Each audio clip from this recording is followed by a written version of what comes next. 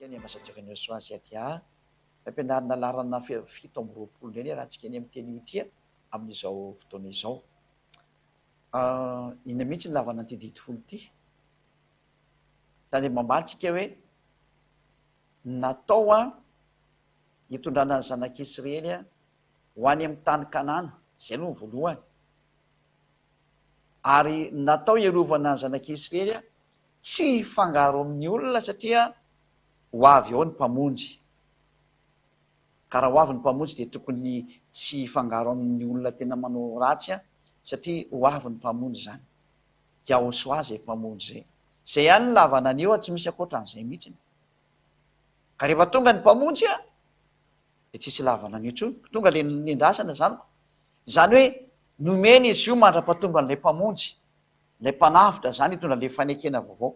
Ka mandra-pahatongany satria ny zanak'Israely le miaraka amin'le Egyptiana ary araka ifandray amin'ny olona atompon-tany zay tena miara-miasa amin'ny devoly, dia mba iarovana an'izay satria hivoaka amin'le zanak'Israely ilay mpamonjy dia arovana ny zanak'Israely mba ho tsara. Tsy havita ho tsara mihitsy ny didy fosy lana Mose tsy mahavita. Zay ny lalàna tsy mahatanteraka na inona n'inona, tsy mahavita n'inona fa mba sitrany ay zany, zay mihitsy le azo tena sitrany ay mba voaro izy fa tsy tena maro zany satria mpanota daholo zay mbola mipetraka ao. Ary tena mpanota mihitsy zay mipetraka ao, tsisy afaka mifahotana zany. Zay na tonga ny saotra masina hoe raha vao tonga ny didy dia velona ny ota. Zay.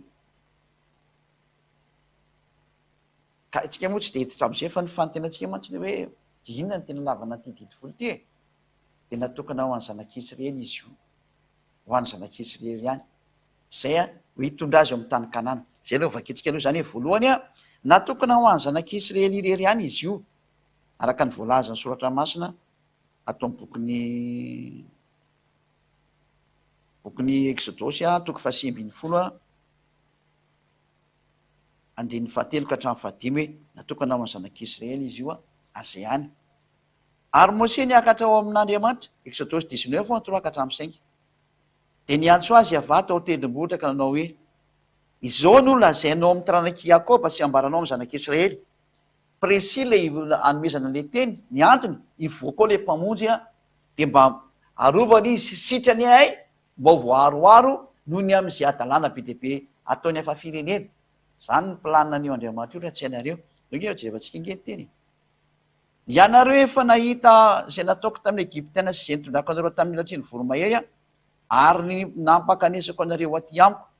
Ho ankehitriny raha mihaino ny feoko tokoa ianareo ka hitandrina ny fanekeko zany, io le didy fosy lana Mose, dia ho rakitra soa mihoatra noho ny firena rehetra nareo fa ahy ny tany rehetra. Ilay teny zany eto dia hoe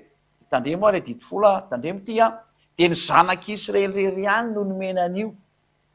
Zay, tsisy idirany hafa firenena. Zay no mahatonga ny hoe précis le izy satria maninona hivoaka ao le zanak'Andriamanitra. Dia nomena an'ity zareo mba hahafahany mandeha ny an-dalana, mba hahafahany isy Andriamanitra tafaraka ary mba hahafahany izy tsy hifangaro amin'ny hafa firenena satria mpanao ratsy ireo dia mba hivoahan'ny mpamonjy rehefa avy eo ka rehefa tonga ny mpamonjy dia zay ny tanjona. Zay le hoe mandra-pahatonga n'ilay mpamonjy anazy dia mpamonjy an'izao tontolo izao. Daholo rehefa antsika kely ny tenin'Andriamanitra mikasika ny amin'izay hoe natokana ho an'ny zanak'Israely hitondrasana azy ao amin'ny tany Kanana. Deutéronome toko 4:1 jereo ny tenin'Andriamanitra ty. Natao inona ty didy folo sy lana Mose ty? Ary ankehitriny ary Israely, Deutéronome 4:1, miaino ny didy sy ny fitsipy izay ampianariko anareo mba ho arahanareo. Ty ny antony nanomezana azy, mba ho velona ianareo ka hiditra sy andova ny tany zay omeny avy Andriamanitra ny razonareo anareo. Zay ihany mazava be ny définition mba ho tafiditra any amin'ny lova zay omeny dada Iavà, zany hoe velona eny an-dalana ary ho tafiditra amin'ny tany Kanana. Tsy misy laminasa makany amin'ny lanitra io na andray azy hoe raha mitandrina ny nareo dia ho tonga any amin'ny lanitra. Tsy misy azy zany io teny io. Fa ny objectif dia ho tonga amin'ny tany Kanana dia mba ho velona amin'izany zay matandrina azy zany. Fa saingy tsisy matandrina aloha ny tena marina zareo. zay vo miara zava-doza fa raha vo velona ny didy de velona ny io tozy ny tenin'Andriamanitra. Ena tonga n'Andriamanitra amiteny hoe fanompona mitondra fahafatesana, zany daholo na tonga an'io. Mifanompona mitondra fahafatesana nefa ny devolo ny fahafatesana, zava-doza ke zany izy. Any hoe didy folo zany lasa zava-doza ny hafaran'la izy, fa raha tany amin'ny voalohany izy tsara fa saingy nivadiky ny olona de lasa tsy mety tsony izy. Zay lasa ratsy ny fiafarany. Fa zay ny objectif natokana ho any zanak'Israely, tsy azo anampina, tsy azo nesoa, zay teny zay. Ary mahatonga ny olona hiditra sy andova ny tany Kanana, io Israely zao tsy amin'ny teny zao, ka le olona ho any amin'ny tany Kanana no nomena an'io fa tsy ianao. Anao fa diso adresy be zay mitandrina an'io. Satria ao amin'ny tany Kanana ny voan'le mpamonjy de arovana zareo. Zay natonga n'Andriamanitra amin'ny teny hoe aza mifanambady amin'ny hafa firenena fa roay mihitsy ny reny. Roay reny. Donko avake tsy zay teny zay. Fa raha tsy zany de mandoa anareo ny tany raha mbola manao an'izany adalany zany nareo. Vaketsika ny Deutéronome toko fafito vaketsika amin'arany Josua ny 9 sy ny 2. Deutéronome toko fafito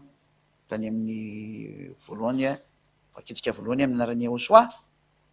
Rehefa entiny avahandriamanitra ao ianao ka tafiditra any amin'ny tany zay fidirana olo vany, io zany hoe tonga any amin'ny toerana araka ny voalaza teo iny ka firenena maro no voarokany hiala eo anoloananao, de ny Etita sy ny Gasita sy ny Amorita, ary ny Kananita sy ny Perizita sy ny Vita, ary ny Jebosita, dia firenena fito zay lehibe sy mahery ianao. Andiny faharoa, rehefa voatolo tsy avahandriamanitra eo anoloanao ireny ka resinao dia ary ihany mihitsy izy aza manao fanekena aminy na mamindra fo aminy. Tanareo hoe tsy mahazo mifandray amin'ny hafa firenena mihitsy nareo. Zay zany ny antony nanomezana an'io didy fosy lanamoseo. Zay ny hoe mba iarovana ny zanak'Israely tsy hifandray amin'ny hafa firenena fa ary ihany mihitsy indreo. Zay nanomezana anazy. Satria maninona ho avy le mpamonjy. Ka le mpamonjy moa avy any amin'ny lanitry efa nampianarina antsika zany, masina be iny. Ka raha mifangaro amin'ny hafa firenena tsy rehetra zanak'Israely ho fandrika sy loza ho anazy io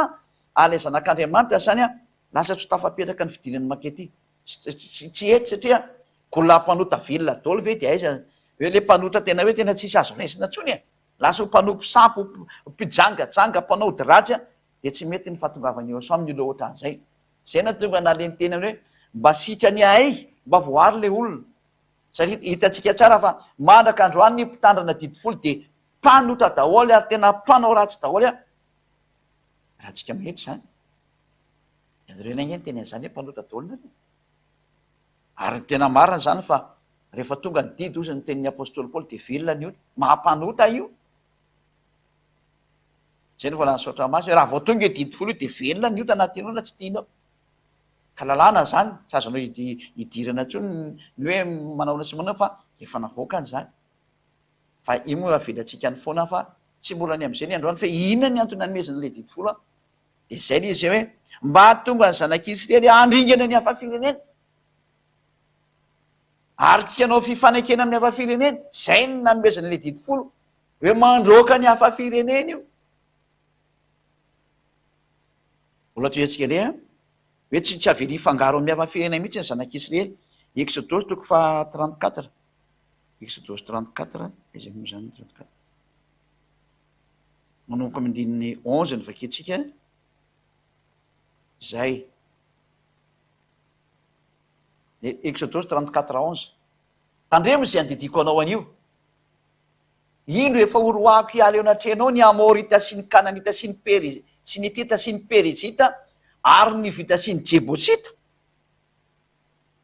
Andiny faharoa ambiny folo hoe horoako daholo hoe fiaina hafa reo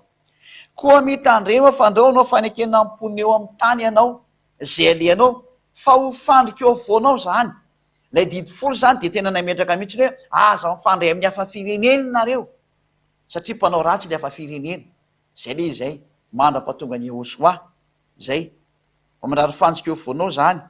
Fa raha vao ny altarany torotoroy ny tsangam-bato sampony ary jinjao ny haserahany fa tsy enkoky eo anatreny zay andriamanikafy ianao fa iavady de sary-piaro ny anarany satria andriamanitra sary-piaro izy.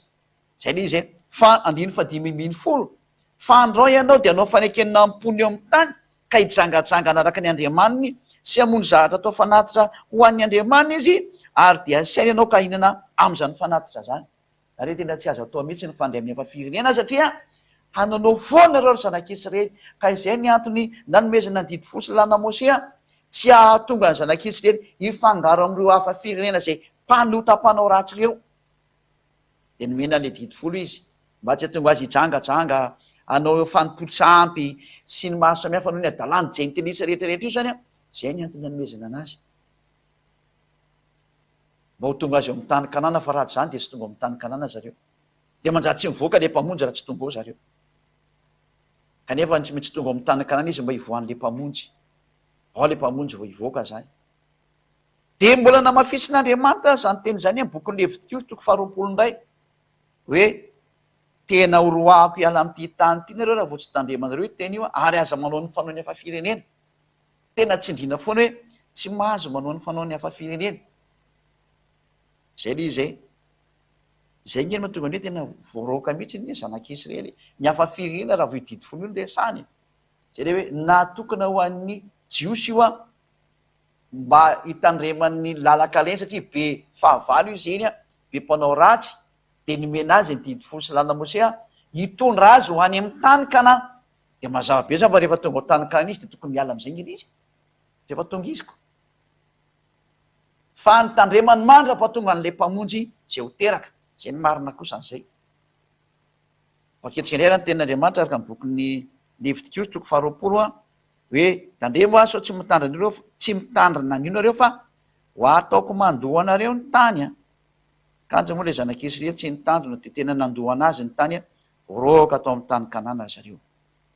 doary faketsika am'izay ty noka 2 Levitikos 20:22 ary tandremo ny didiko sy ny fitsipiko rehetra ka raha izy mba tsy andoa anareo ny tany zay tondrako anareo honenanareo ane mba tsy atonga n'io tany io mandoa anareo zany hoe mandroka anareo izy dikan'izany io tany io ary ao ny teniko rehetrarehetra fa raha vao zany de voaroaka anareo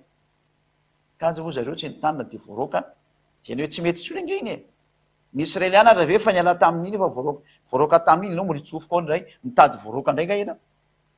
ike le malagasy nke tsy mandinika mihitsy na le frantsay sy ny anglisy ny rehetra hoe le nitandrina anio aza voaroaka ny tena marina ianao zany hoe mitady voaroaka ndray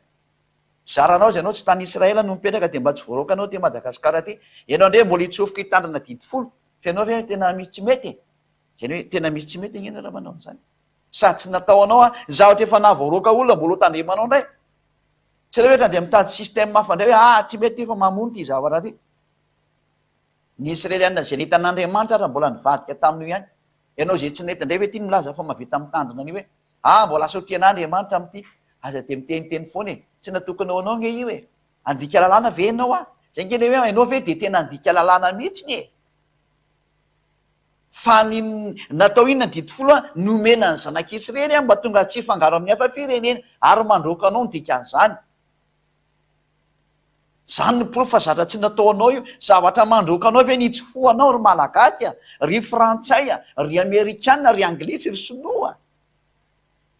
zavatra mandroka anao ve no tandremanao ry indianina sy ry indonezianina sy tsy fantary tsony e ry zareo argentina ny brezilianina ny senegalais mba adinio tsara le teny zavatra mandroka anao zany a azy idirana atriny lalàna de mandroka hafa-firenena ke anao ve hitsofika ao zany tsy lozika mihitsy ngely izy zay le hoe natao an'izy le didy folo inona ny antony nanomezana an'io a natao an' zareo Israeliana io a mba tsy hifangarona ny malagasy sy ny frantsay sy ny anglisy sy ny sinoa sy ny arabo sy ny vietnamianina sy ny australianina sy tiako tsony e sy natao hifangarona aminareo olombelona hafa-firenena io fa zareo samy zareo ihany ka aza miditra am'izany de toizatsika ary 20 ary aza manaraka ny fanao ny firenena zay foroahako eo alohanareo fa nanao zany rehetrarehetra zany izy ka de alako satria alan'Andriamanitra mihitsy zany hafa-firenena raha nisy malagasy zany teo de alany ko ianao ka zany ve ny ande hidiranao ry malagasy raha nisy frantsay zao teo de alany ko ianao izany ve ny hidiranao ry frantsay raha misy anglisy zao teo de alany ko ianao izany ve ny hidiranao ry anglisy aza miditra am'izany fa midibingo ianao raha miditra am'izany zay le hoe fa inona mihitsy lavana le didy folo e hitondrana ny zanak'Israely a miala avy any Egypta ho any amin'ny tany Kanana, miala avy eo amin'ny tendrombohitra Sinay ho any amin'ny tany Kanana. Zay no nanomezana ny didy fosy lana Mose, ary tsy misy ankoatran'izay mihitsy. Ary roana daholo ny hafa firenena raha vao resahana io hoe miala ny hafa firenena. Tsy mety miaraka amin'ny hafa firenena izy ka ny antony a noho ny amin'ny ara-tsy ny hafa firenena dia miaro dada Iava hoe ho lasa ratsy reto a, nefa hivoaka ny mpamonjy a,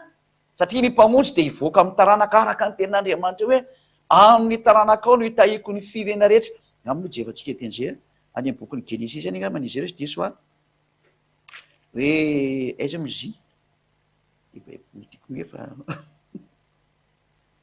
efa tena simba tanteraka mihitsy tena fa aiza moa misy an'izy hoe amin'ny taranaka ao no hitahina ny fiaina rehetra ambony tany. Genesisy 17 angamba izy fa hitanareo ve ndraiky izy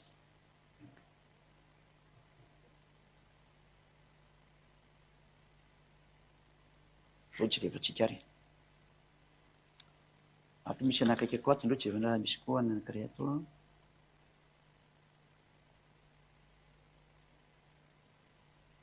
amin'ny taranaka ao no hitahina ny fiaina rehetra.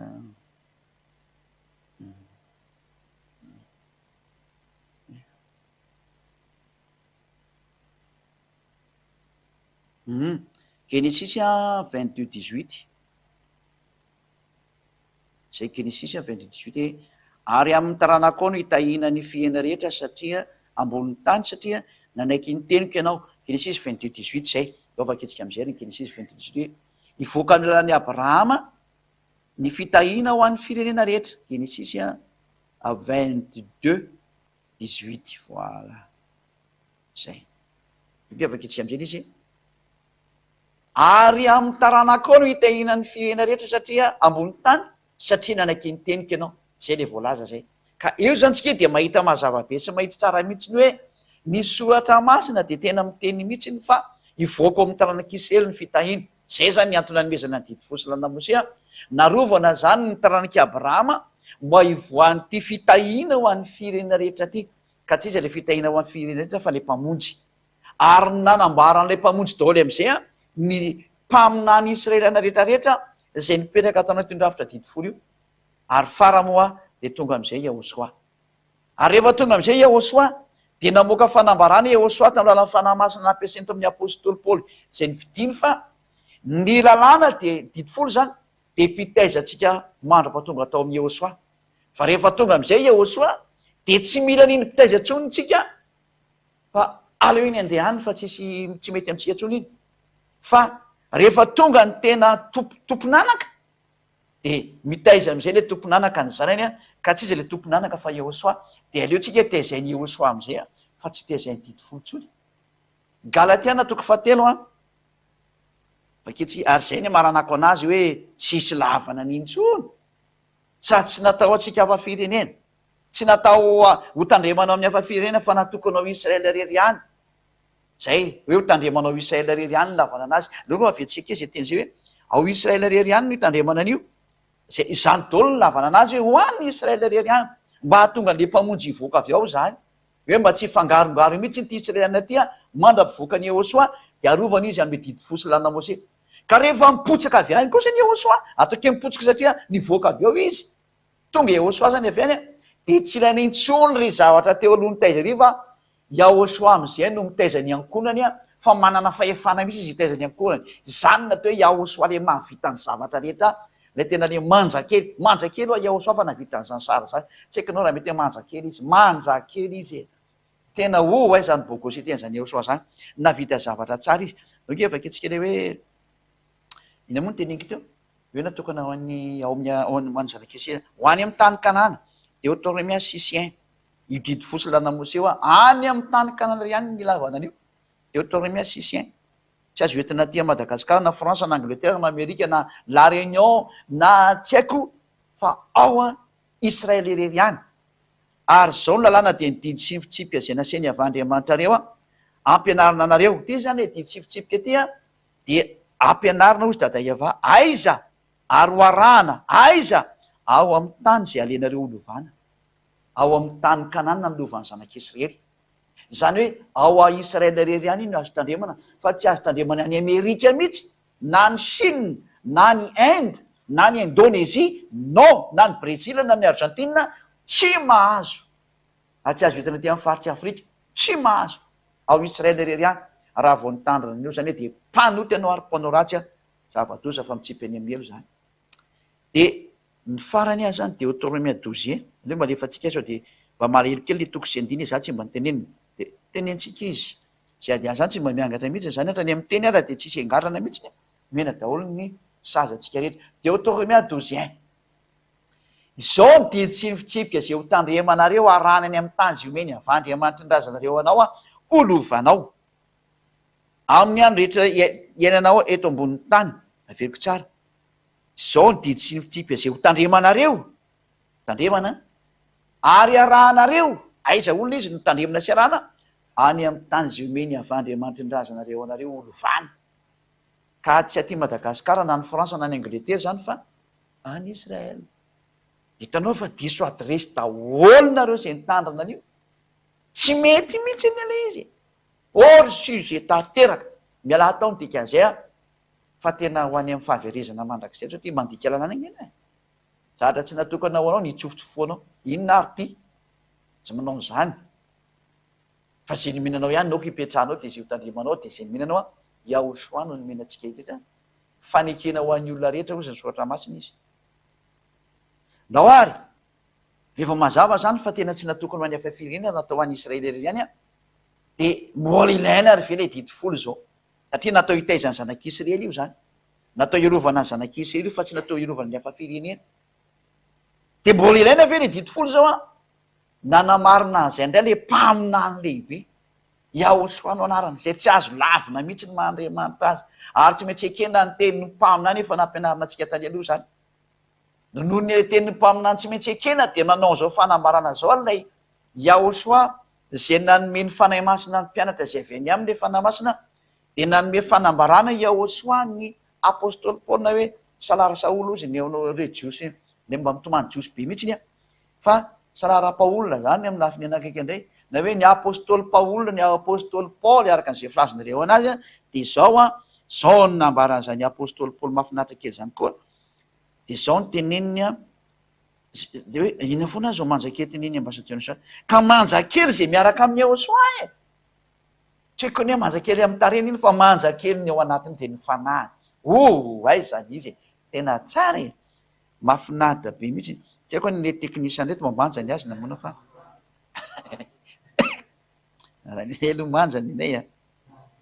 ay tsy taneny safadiny le Galatiana toko fahatelo a andininy fahatelo amby roapolo ny vakitsika aloha zany Galatiana toko fahatelo amby roapolo andininy fahatelo amby roapolo a hatrany de namoaka an'ity fehezanteny ity ny apôstôly Paoly homariky ny zava-drehetra soa indrindra ao amin'ny Yahoshua de noho am'izay nge fa fony tsy mbola tonga ny finoana lay finoana de Yahoshua de le minoa ny Yahoshua de onjenao sy ny ankonanao Yahoshua le inona zany no afaka tsy le teny zay fa tsy hoe minoa ny didi folo tsisy olonanao azany koa tsy soratra ve ny inona e fa minoa ny Yahoshua ny voalaza asan'ny apôstôly sesy angambany izy izy diso hoe jevakely ato aloha sao de miteny zahatra tsy mety tsatsika asan'ny apôstôly toko fahaenina ambin'ny folo a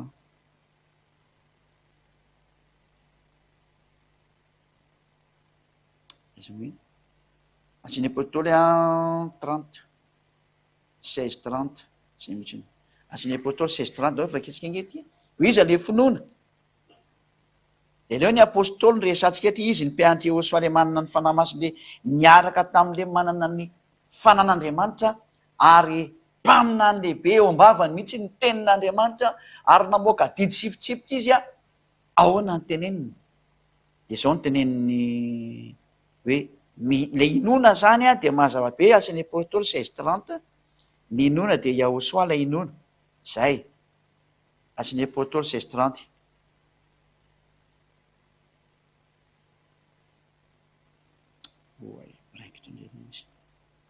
asan'ny apôstôly a 16 30 ka hatramin'ny 31 30 de 31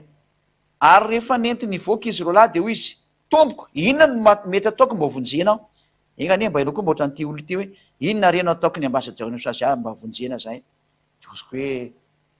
akanao bogosy manatona ny ahosoany tekan'izay bogosy miaraka amin'ny ahosoa bogosy be ny fananao tsy mahay manota intsony fa zany nato hoe bogosy zany ary belle fille koa no rehefa avy eo dao ary de hoy izy ro lahy tamin'ny minoa ny ahosoa tompo a de ho vonjeny no sy ny ankonanao lay inona zany de lay zanak'andriamanitra tsona misy ny anarany hoe yahosoa zay lay hoe mentso ny anarany ho an'izay teo vonjena rehetra zany de mentso ny anarany ahosoa am'izay anao fa tsy maintsy didi folo ianao asan'ny apôstoly toko faharoa roapolo asan'ny apôstoly ndray mbola afakitsika ndray asan'ny apôstoly 22 fa tsy hoe mentso didi folo ianao aza manao an'izany fa tena tsy mety asan'ny apôstoly 22 aza mamitapitaka olona tsony rehefa tsy mety satria fa mazava-be ny fampianarana sy ny teny dia miantso am'izay tsika ny famarinana ho tonga amitsika de ahosoa ary ankehitriny inona ny mampijanona anao nareo zany zao apetrako aminareo zany teny zany ho an'izao tontolo zao hoe inona ny mampijanona anao zay mahita sy mijerana io mitsangana de mentso ny anarany aoka anao hitsangana de mentso ny anarany rehefa teo vonjenao zany de mitsanga ianao ny sady miantso mitsangana de tsy mijana sur place fa makaty amin'ny fiangonany ahosoa zay ho anareo ny ampitan-dranomasina kosany de miantso mandefa message ho an'izay te andefa ary mandefa asa mihitsy ny teny izy fa maty ao ntenao any amin'ny elo any afaranao tenao ve tena maniry no any amin'ny elo mihitsy ny mato mivavaka ny olona mitady any andriamanitra fa tsy plezirana apaozy fa lazaiko anao fa tena ho sahiranao raha maty tsy mavonjy anao nge ny fanananao ary ohatra anao milaza fa tsy matahotra ny nina aza makany amin'ny dokotera rehefa marary fa mato makany amin'ny dokotera de mbola kely iana sy tena oay tsisy dikany ianao dikan'izay ka rehefa mahafantatra fa tsisy dikany aza miezaka miady am'le mpamorona aleo mitady any ahosoa foana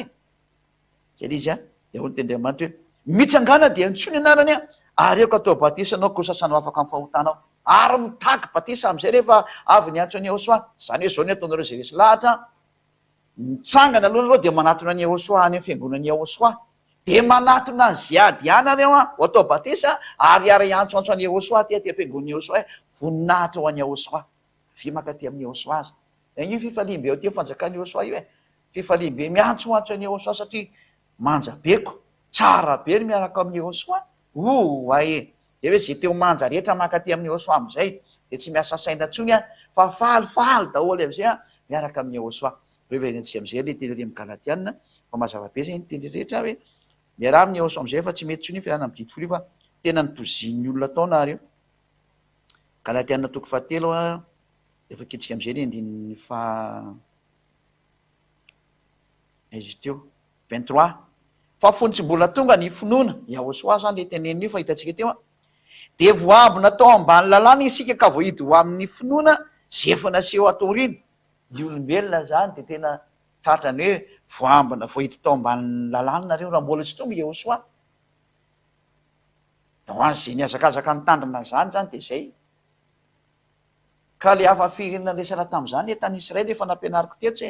fa tsy ny amerikanana ny sinoa ny anglisy fa zareo samy tao Israela ihany de zao io izy no ny ambona raha mbola sy tonga iahosoa andiny fefatra amby roapolo am'izay de teny gasy mazava nke zao fa de nefa ny adalany zay olona tsy teo bogosy io ny tena marina fa rehefa mateo bogosy any no tena marina de tena menoa zao teny zao de bogosy tsara mihitsy alasa belle fille anao rehefa avy manja kely dao rehefa miaraka amin'ny ahosoa satria maninona tsy mahay manota intsony lasa tena mahafinaritra ane zany zany ny tena tsara indrindra am'ty tany ty zany hoe olona tsy mahay manota tsony zany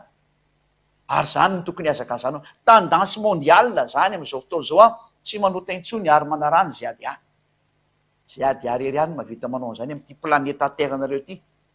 ary aza mialina tsony efa maheno an'izany fa tsara gne zany azany tsy azo angalarina tahaka fa zata tsy ho hainareo mihitsy zany satria asan'andriamanitra lehibe ny manao an'izany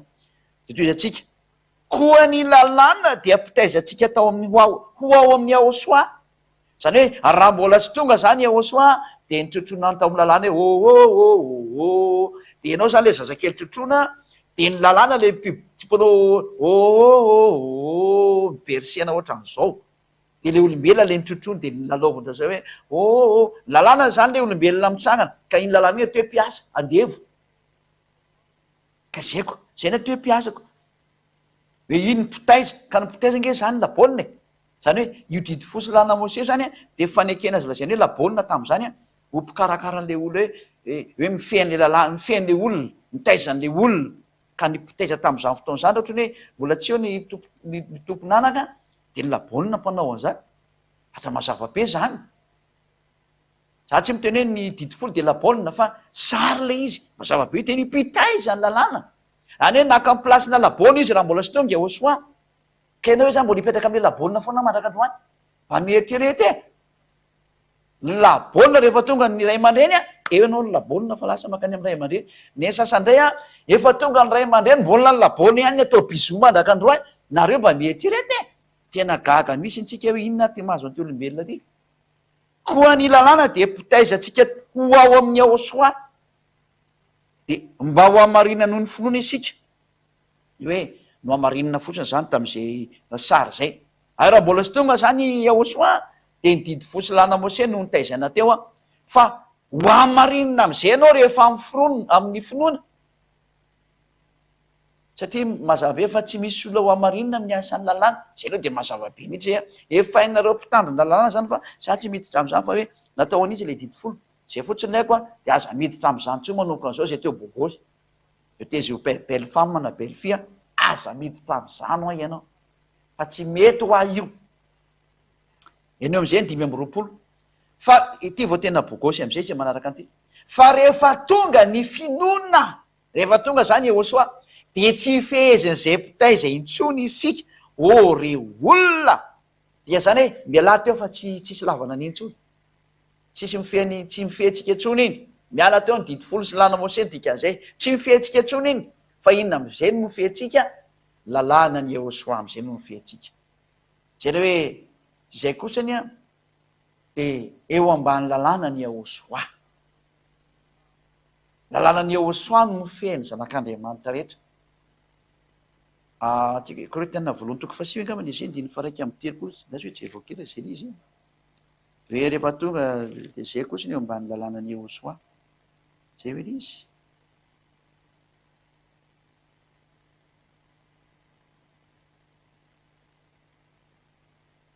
izy aminy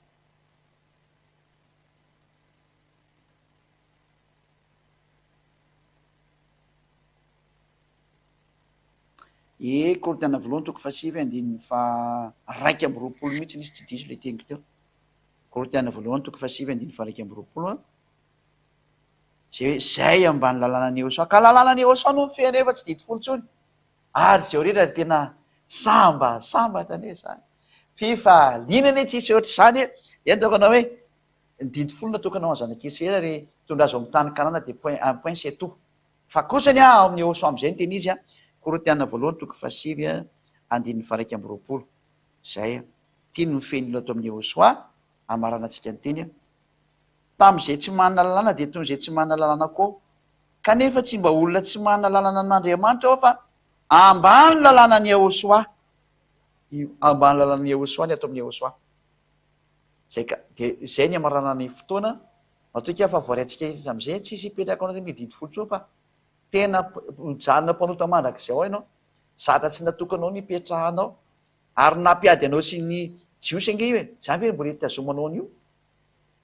efa tsy feheziny itsontsika fa ao amin'ny eosoa am'izay a de mitazona lalàna ny eosoa tsika fa tsy mitazana ny didy folo tsony a manaraha ny eosoa am'izay fa izy ny tena izy a de zay noho ny amin'iny hoe didy folo nampiady tamin'ny jentilisa io zay natonga ny eosoa namono an'iny noho ny eosoa mihitsy ny didy folo zay zany lesony atsika manaraka ndrindray hoe tena ny vonoana ve ny didy folo a zay ndray ny resakitsika zao a tena ny vonona eosoa fe ny didy folo a ka io kosa izy mampisaraka ny jiosy ny jentilisa vony vakitsika teo normal raha vonoana zay ny lesitsika manaraka tao tsy lo arivavaka amarana fotoana am'izay de samy tena soandray atsika dada maria avao tsotrapetsaka noho ny amin'ny hatsarany teninao